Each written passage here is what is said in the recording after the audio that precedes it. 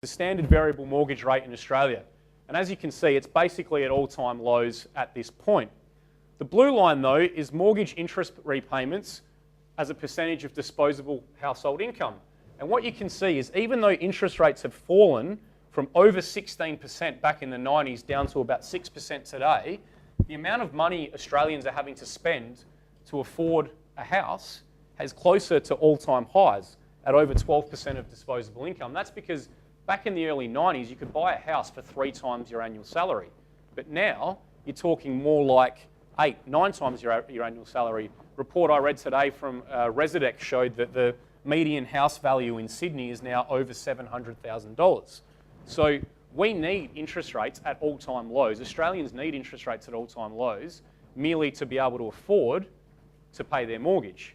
And of course, what we've also got happening now is a rising unemployment rate, a much higher underemployment rate, and people struggling with cost of living, because despite the fact the Reserve Bank tells us inflation is relatively benign, it's only running at about 2% per annum, 2 and a bit percent, the cost of all the essentials in life, healthcare, insurance, property rates, childcare, I know that'll be a few years off for most of us here, utilities and the like, are all running at 6, 7, 8, 9, 10% per annum.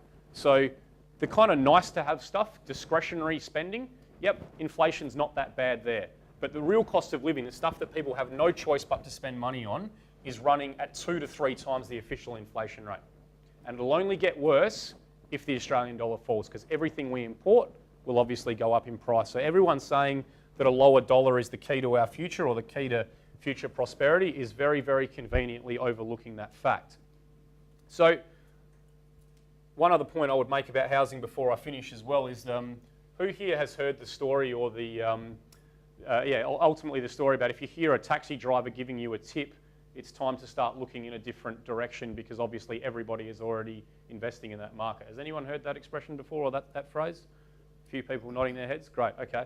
Well, let's move on from taxi drivers and look at what happens when you walk down George Street in Sydney and the kind of investment advice that you might get just by waiting for a bus. I took these 2 photos about a couple of months ago as I was on my way to talk about the gold market. And the first one there, the lady in the Commonwealth Bank ad, for any of you that can't read that, it says, I want an investment property, but now I'm thinking, why just one? So why have 750 grand in debt when you can have 1.5 million? Apparently the key to prosperity. Or AMP Capital, who are suggesting all of you guys just set up a self-managed super fund, borrow a whole ton of money and buy an investment property and you can't go wrong. When everybody is thinking the same thing, the easy money has already been made and there's a hell of a lot more downside risk than there is upside opportunity. So whether it is we're looking at the stock market, the bond market, or the property market, reality is all 3 of these things went up for nearly 30 years, if not longer together. Chances are the next 10 years for all of them could be very, very challenging. And they're at valuation points that are very, very expensive relative to history and relative to the economic challenges that we face today. And that obviously leads us to what we're all here for today, which is physical gold and precious metals and the outlook for them. Now, before I talk about why gold prices are likely to go higher or much higher in the years ahead, first thing to understand is this one here, which is basically something that I'm pretty sure is familiar to all of you guys, which is the concept of risk versus return. And whilst we might disagree with where those things are on the chart, the logic of it is unarguable. You should always get a higher rate of return if you're going to take on a higher amount of risk. Now, what do we know about gold? Gold offers us absolutely no return. Doesn't pay a yield, not guaranteed to go anywhere in price necessarily. Yet despite that, it's the only asset that's actually maintained value across the course of thousands of years. It's actually been the central point of our financial system for over 99% of recorded market history. So what does that tell us, guys? If it doesn't pay us any return, it can only logically mean that it has no risk. It is the only asset that has no counterparty risk. It is the only asset that once it's in your pocket or in a private vault is yours. It can't be defaulted on. It will not lose to inflation over the long run. It is the only stable asset that is actually out there. It's the ultimate savings asset. That's what it's always been in history. It's what it'll always be. It's been that long before any of us were here, and it'll be that a long time after all of us have moved on. And the reason for that, the reason why it's been such a fantastic savings asset and the reason why it's still such a fantastic savings asset is because the supply of it is so stable. And one of the things that I get asked a lot, or one of the things that comes up a lot discussing gold, is what makes it different to every other commodity? Why is it different to wheat? Why is it different to oil? Why is it different to copper? If you think about all of those commodities, they all have value because they're consumable, right? So copper conducts electricity, wheat, we make a bread roll or some pasta, oil we use as the basis for petroleum products. What that leads to is a situation where the stock to flow ratio for these commodities is essentially around or below 1. And what does that mean? The stock is the existing stockpile, literally, of the existing commodity. And the flow is the annual production. Now, as I said, the only reason we bother to produce these other commodities is because we consume them. So the stock to flow ratio stays around 1. We produce, we consume, we produce, we consume. Gold is completely different to that. All of the gold that we've ever produced across the course of human history still exists today. Meaning, the amount that we produce in any given year adds only incrementally to the supply, so you end up with a stock to flow ratio of well over 60 for gold. There's over 170,000 tonnes of gold in existence today. Annual mining production's maybe 2,700 tonnes. So that basically means we're only adding about 1%, 1.5% to the existing stockpile of gold. That's why gold's a stable monetary asset, not because it's scarce, because all commodities are scarce.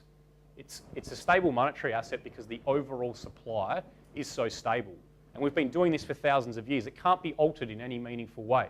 Even if global gold mining production was to double to say 5,500 tonnes, and there'd be no way for that to happen with ore grades declining, cost of production going up, that would still mean that the annual supply of gold was only growing at about 3% per annum, which if you compare that to paper monetary assets, which can and are growing at any kind of rate that a central bank wants them to, it is clearly a far superior savings asset, far more stable form of money, and that's why we've ultimately always used it as money, because it basically hasn't lost value to inflation. And basically, when it comes to inflation, I just want to spend a minute talking about that because it's something that we hear a lot in the mainstream media, financial media. Mainstream economists will say a little bit of inflation is a good thing. And the answer that they give us, or the reason that they tell us that a little bit of inflation is a good thing, is because a little bit of deflation would be a bad thing. That is generally the consensus, or that is generally the way it's explained, which to me is a little bit about as sensible as saying it would be good if we were all a little bit obese, because then we wouldn't be a little bit anorexic.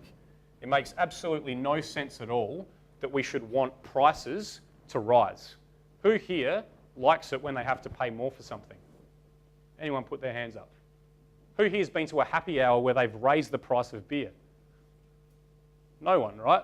Doesn't make any sense. We actually all want our money to go further, not shorter. Now, I can't explain it like a philosopher. I think Voltaire said that paper money essentially returns to its intrinsic value, which is zero, i.e.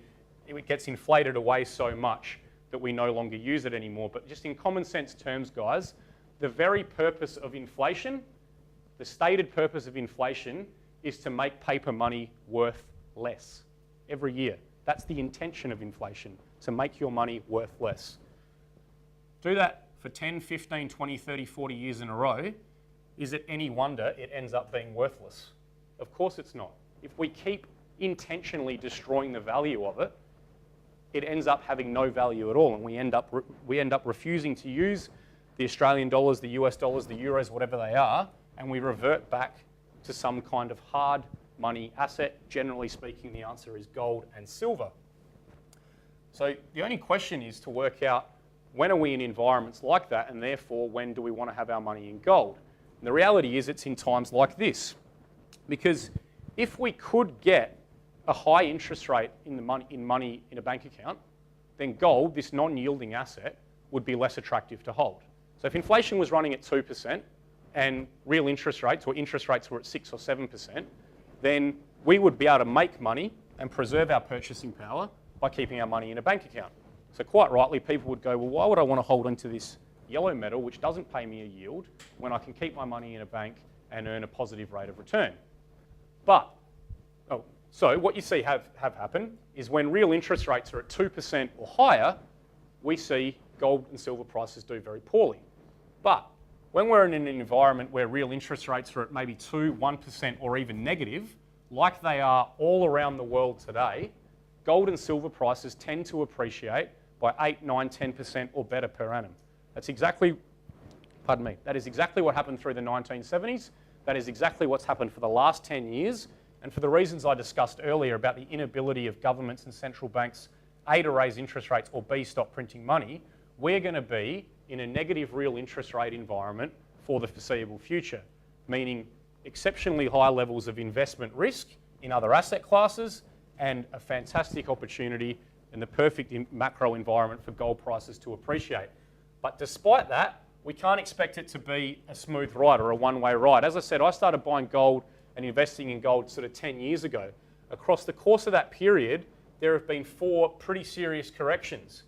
And each and every single one of them has been bigger than the last. 16%, 22%, even during the GFC for a few months there, gold actually fell 30% pretty rapidly and took a while to recover. And of course, the one that we've been through, particularly in Q2 of this year, which saw prices actually correct by about 40% in total. That is just the nature of bull and bear markets. None of them move in straight lines. They do their very best to throw people off and make it very, very hard to ride an investment from the bottom of a bull market to the top of it. It's not easy for anyone to do because by nature they are volatile. What I can tell you though is each and every one of those previous corrections was met with exactly the same kind of investor sentiment and financial media attention that we're seeing today. And that is, gold is a bad investment, gold is speculative, gold doesn't pay you any income, and you shouldn't invest in it, and you should keep all your money in traditional assets. Every single time, that has been exactly the wrong thing to do, because in fact, those periods have provided the best buying opportunities for precious metals, because not only did prices recover, but they actually went much higher.